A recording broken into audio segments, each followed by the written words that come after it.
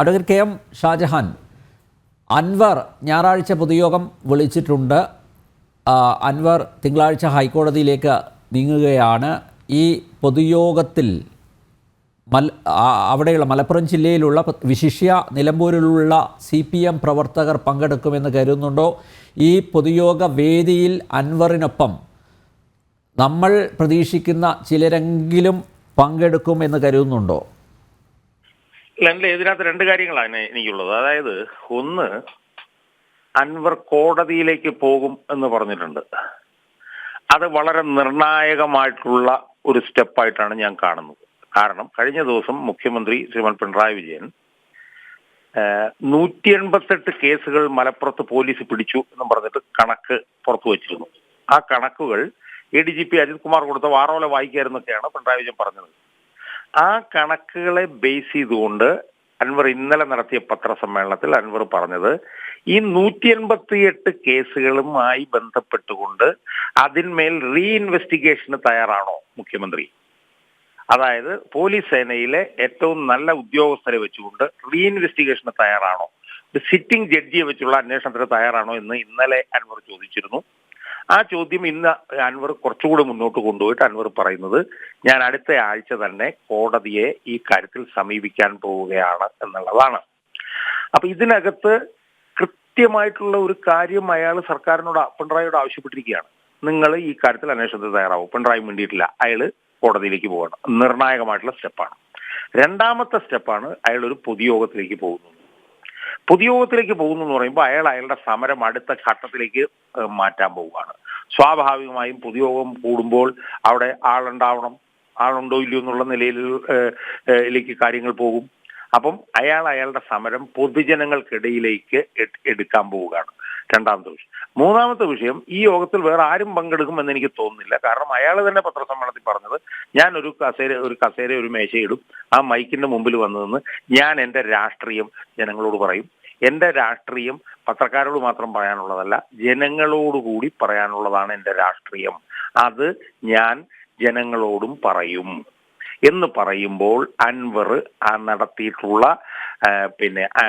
ഈ പോരാട്ടം അയാള് അടുത്ത തലത്തിലേക്ക്, അതായത് ഒന്ന്, നിയമവ്യവസ്ഥയിലേക്ക് ഇത് കൊണ്ടുപോവാണ്, കോടതിയിലേക്ക്. രണ്ട്, ജനങ്ങളുടെ ഇടയിലേക്ക് അയാൾ കൊണ്ടുപോവാണ്. അപ്പൊ അടുത്ത ഘട്ടത്തിലേക്ക് അയാൾ കൊണ്ടുപോവാണ്. ഇത് വലിയ പ്രത്യാഘാതം കേരളത്തിന്റെ രാഷ്ട്രീയ മണ്ഡലം. അല്ല ഷാജഹാൻ, പ്രതീക്ഷിക്കുന്ന പിന്തുണ കിട്ടുമോ ജനങ്ങളിൽ നിന്ന്? അല്ല അനിലെ, അയാള് ഇപ്പം നടത്തിക്കൊണ്ടിരിക്കുന്ന ഈ ശ്രമങ്ങൾക്ക് കിട്ടിക്കൊണ്ടിരിക്കുന്ന പിന്തുണ നമ്മൾ കാണുന്നതല്ലേ. ഞാൻ തന്നെ കഴിഞ്ഞ ദിവസം ഒരു വീഡിയോ ചെയ്തിരുന്നു. പിണറായി വിജയൻ ഇയാൾക്ക് നടത്തിയ പത്രസമ്മേളനത്തിന് 4000 ലൈക്കും, അയാളുടെ പ്രതികരണത്തിന് 47,000 ലൈക്കും. മനസ്സിലായില്ലേ? അയാളുടെ പ്രതികരണത്തിൽ ഇപ്പോൾ അയാൾ ചെയ്യുന്നതിന് ഇമ്പാക്ട് ഉണ്ടോ ഇല്ലയോ എന്ന് നമുക്ക് സോഷ്യൽ മീഡിയയിലേ നോക്കാൻ പറ്റുള്ളൂ. ആ സോഷ്യൽ മീഡിയയിലാണ് ഞാൻ പറഞ്ഞത്, 5 ലക്ഷം പാർട്ടി അംഗങ്ങളും ഈ പറഞ്ഞതുപോലെ എല്ലാ സൗകര്യങ്ങളും ഉള്ള പാർട്ടിയുടെ ഏറ്റവും വലിയ ഏക ഛത്രാധിപതി അൻവറിനെതിരെ നടത്തിയ പത്രസമ്മേളനം ഫേസ്ബുക്കിൽ അപ്ലോഡ് ചെയ്തപ്പോൾ കിട്ടിയത് 4000 ലൈക്കാണെങ്കിൽ, ഇതൊന്നുമില്ലാത്ത അൻവർ, വെറും ഒരു MLA മാത്രമായിട്ടുള്ള അൻവർ അയാളുടെ നിലപാട് പറഞ്ഞുകൊണ്ട് ഫേസ്ബുക്കിൽ ഇട്ടൊരു പോസ്റ്റിന് കിട്ടിയത് 47,000 ലൈക്കാണ്. ഇത് ചെറിയ കളിയല്ല, വലിയ പിന്തുണ അയാൾക്ക് കിട്ടുകയാണ്. അത് അയാൾ നല്ലവനായോണ്ടല്ല, അയാൾ തന്നെ പറഞ്ഞിട്ടുണ്ട് ഞാൻ തല്ലിപ്പൊളിയാണ്.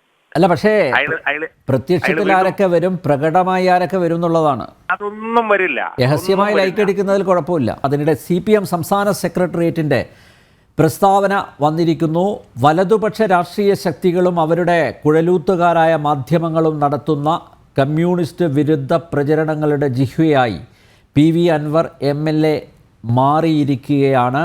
ജനാധിപത്യ കേന്ദ്രീകരണ തത്വത്തിൽ ഉൾപാർട്ടി ജനാധിപത്യത്തിൻ്റെ അടിസ്ഥാനത്തിൽ പ്രവർത്തിക്കുന്ന പാർട്ടിയാണ് CPM. അതുകൊണ്ട് തന്നെ നിർഭയമായ അഭിപ്രായങ്ങൾ പറയാനുള്ള സ്വാതന്ത്ര്യം പാർട്ടിയിൽ ഉണ്ട്. ഇത്തരം ചർച്ചകളെ പ്രോത്സാഹിപ്പിക്കുന്ന സമീപനമാണ് പാർട്ടി സ്വീകരിക്കുന്നത്. പാർട്ടിയുടെ നേതൃത്വത്തിലുള്ള ഭരണ സംവിധാനങ്ങളാകട്ടെ ജനങ്ങൾക്ക് നീതി ലഭിക്കാൻ ഇടപെടുകയും ചെയ്യുകയാണ്. പാർലമെൻ്ററി പ്രവർത്തനം എന്നത് പാർട്ടിയുടെ നിരവധി സംഘടനാ പ്രവർത്തനങ്ങളിൽ ഒന്നു മാത്രമാണ്. എന്നിട്ടും പാർലമെൻ്ററി പാർട്ടിയിൽ സ്വതന്ത്ര അംഗം എന്ന നില പാർട്ടിയെ ആകെ തിരുത്തുവാനുള്ള സ്ഥാനമാണെന്ന് കരുതി ഇടപെടുന്ന അല്പത്വമാണ് അൻവർ കാണിച്ചത്. അൻവറിൻ്റേത് അല്പത്വം. പാർട്ടി അനുഭാവി അല്ലെങ്കിൽ പോലും നൽകുന്ന പരാതികൾ പരിശോധിച്ച് നീതി ലഭ്യമാക്കുക എന്നതാണ് പാർട്ടിയുടെയും സർക്കാരിൻ്റെയും നയം. അതിൻ്റെ അടിസ്ഥാനത്തിൽ PV അൻവർ നൽകിയ പരാതികൾ പാർട്ടിയും സർക്കാരും പരിശോധിക്കുകയും ചെയ്തിട്ടുണ്ട്. 1 മാസം കൊണ്ട് അന്വേഷണം നടത്തി ആവശ്യമായ നടപടി സ്വീകരിക്കുമെന്ന് സർക്കാരും വ്യക്തമാക്കിയിട്ടുണ്ട്. സർക്കാർ പരിശോധനയ്ക്ക് ശേഷം പാർട്ടി പരിശോധിക്കേണ്ട കാര്യങ്ങളുണ്ടെങ്കിൽ പരിശോധിക്കുമെന്ന് പാർട്ടി വ്യക്തമാക്കുകയും ചെയ്തിരുന്നു. പാർട്ടിയിലും സർക്കാരിലും വിശ്വാസമുള്ള ഒരാളും ഇത്തരമൊരു സാഹചര്യത്തിൽ പൊതുപ്രസ്താവന നടത്തുകയില്ല. എന്നാൽ അൻവർ തുടർച്ചയായി വിവിധ വിമർശനങ്ങൾ വലതുപക്ഷ രാഷ്ട്രീയക്കാർക്ക് വേണ്ടി ഉന്നയിക്കുകയാണ് ചെയ്തത്.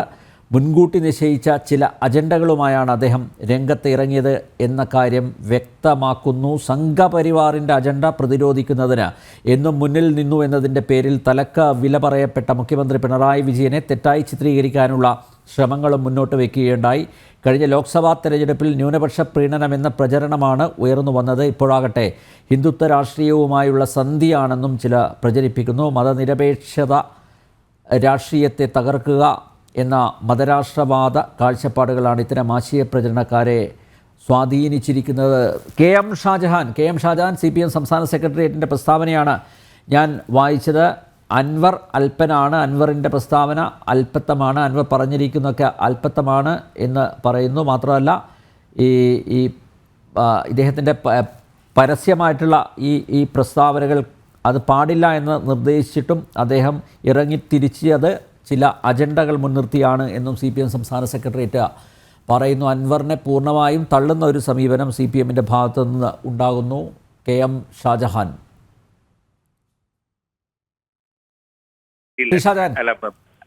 അനില്, നമ്മള് ഇതിൽ ജനങ്ങൾ എന്താണ് ചിന്തിക്കുന്നത്, പാർട്ടി അണികൾ എന്താണ് ചിന്തിക്കുന്നത്, അതിൻ്റെയൊക്കെ ഒരു പൊതു ഫീൽ നമുക്ക് കിട്ടിയിട്ടുണ്ട്. CPM ഇങ്ങനെയൊക്കെ പറയട്ടെ, ഇതൊക്കെ ഞാൻ പലതവണ പറഞ്ഞ പോലെ ഇതൊരു അവസാന റീലായിട്ട് കണക്കാക്കിയാൽ മതി.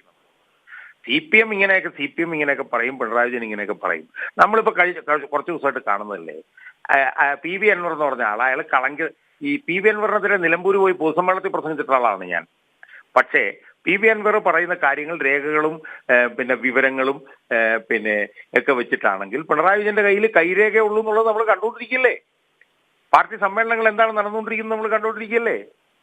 അൻവർ പറയുന്നത് നാട്ടുകാർ കേട്ടോണ്ടിരിക്കുകയല്ലേ, പാർട്ടിക്കാർ കേട്ടോണ്ടിരിക്കുകയല്ലേ? അതുകൊണ്ട് നമ്മൾ ഈ പാർട്ടിയുടെ പ്രസ്താവനയൊക്കെ എടുത്തു പോകുന്ന ഈ പണി നമ്മൾ ഇനിയെങ്കിലും അവസാനിപ്പിക്കുക.